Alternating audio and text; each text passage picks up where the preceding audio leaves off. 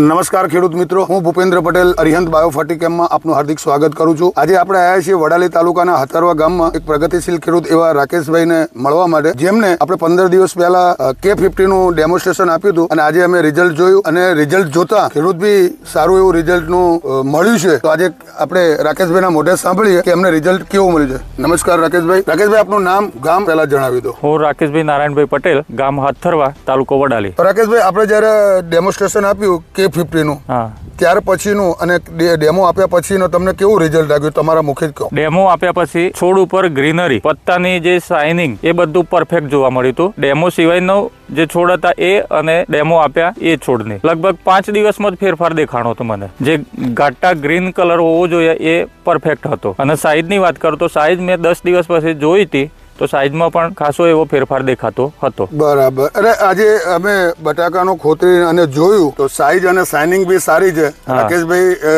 Excited છે કે ના? તો તમે રાકેશભાઈ બીજા ખેડૂતોને શું ભલામણ કરશો? K50 પોટાશ વપરાય સ્પ્રેમાં અને એનું સારું એવું પરિણામ પણ મળશે। મને તો મળ્યું જ છે, પણ બીજા ખેડૂતોને મારી ભલામણ છે કે રિઝલ્ટ મળશે। ખૂબ ખૂબ આભાર રાકેશભાઈ આપનો।